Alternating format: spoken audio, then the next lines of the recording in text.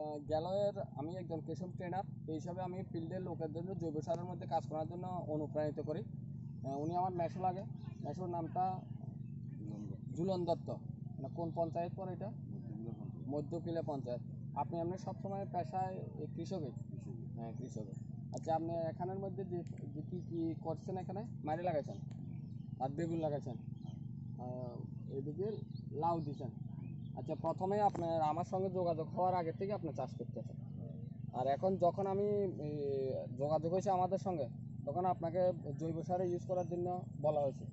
আচ্ছা, এখন বেগুন গাছ লাগানোর পরের থেকে কিন্তু আপনি জৈব সার দিয়েছেন। আচ্ছা, জৈব সার প্রথমে এখানে কি দিয়েছিলেন? জৈব সারের মধ্যে প্রথমে আপনি গোবর দিয়ে তো চারা গাছ লাগাইলেছেন, লাগানোর পরে কি দিয়েছেন?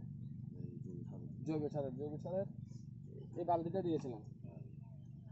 আচ্ছা, এটা বালতিটা দেওয়ার পরে আপনি কি বুঝছেন যে আপনার গাছের কি পজিশন আছে এখন?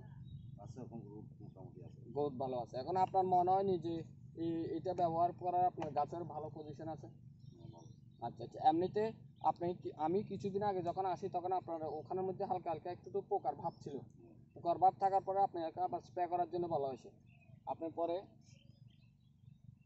এই দুটোটা স্প্রে করছেন। স্যার, এই এটার জিসি লিকুইড, জিএমআইনো জিএমআইনো এতে দুটোটা স্প্রে করছেন। এই দুটোটা স্প্রে করার পরে পোকার উপদ্রব কিছু কমছে? কমছে। আর এখন যে কালকে আবার স্প্রে করছেন, কালকে আমি এর আগের বার যখন আসি তখন পাতা বটানো যে পোকা এগুলি ছিল। আজকে আমি যতটুকু দেখেছি, ক্ষেতটা একটু পুরো পুরো, আমি আজকে যতটুকু দেখেছি ততটুকুর মধ্যে ওই পোকার উৎপাতটা অনেকটা একটু কম আছে, তারপরে একটু রেজাল্ট ভালো হয়। আর আর এমনিতে এদিকে এমনিতে আপনি এর আগে মাইরে লাগাইছিলেন। আচ্ছা, মাইরের মধ্যে কি সমস্যা ছিল তখন? আচ্ছা, পাতা জরা জরা হচ্ছে। তো আপনি স্প্রে করার পরে প্রথমত মাইরেটা বিক্রি করতে আপনার অসুবিধা হচ্ছিল আগে, তো স্প্রে করার পরে কি রেজাল্ট আসলে আপনার কাছে? মানে একবার একবার যে নিয়ে গেছে পরের বাজারে আবার আপনার কাছে চাইতে আছে, মানে হয়তো ওটাতে খাওয়াতে হয়তো একটু স্বাদের এটা আছে, যেহেতু জৈব সারে একটু স্বাদ ভালো হইব। আচ্ছা, এখনও আপনি ওখানে মারে লাগাইছেন, একটু কষ্ট করে মারের দিকে যাবেন।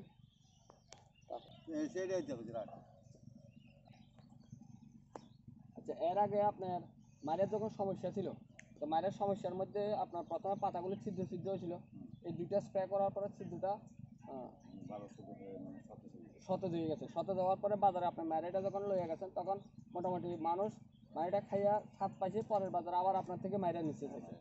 আচ্ছা, এখন প্রশ্ন হয়েছে, আপনি পুরো জমিটার মধ্যে জৈব সারে ব্যবহার করছেন, এখন আপনার কাছে মনে হয়নি যে এই সারগুলি যেগুলি ব্যবহার করছেন এগুলির থেকে আপনার কম খরচে ভালো একটা ফসলের লক্ষণ আছে? আচ্ছা আচ্ছা। এমনিতে এখন এখানে কি লাগিয়েছেন? দুল্লা দিয়েছেন। আচ্ছা, এখানে ফসল করার আগে কি দিয়েছেন? ওটাই জৈব সার, মানে সম্পূর্ণরূপে আপনার জমির মধ্যে এখন পুরোটা জৈব সারের। আচ্ছা, ঠিক আছে। আমি খুব খুশি হয়েছি যে বাজারের মানুষ যারা সবজি খাওয়ার পরে আপনার কাছ থেকে আবার চাইতে আছে, যে ওরা খাইয়া স্বাদ ভালো লাগছে। ঠিক আছে, এখন এটার মধ্যে লাউ দিয়েছেন, আর এই লাউয়ের মধ্যে আপনি জৈব সার দিয়েছেন, তাহলে এই লাউ খাওয়ার পরে আবার ভালো হয়েছে বলবো। ঠিক আছে, এখন আপনার কি মনে হয় যে আপনার মতো যদি আরো অন্য কৃষকরা যদি এইভাবে জৈব সারের আওতায় আইয়ে, তাহলে ওদের কি কি সুবিধা হতে পারে? খরচ কম হইবে, লাভ হইবে, মানুষ আবার খাইও ভালো হইবে বুঝো। ঠিক আছে, তাহলে আপনার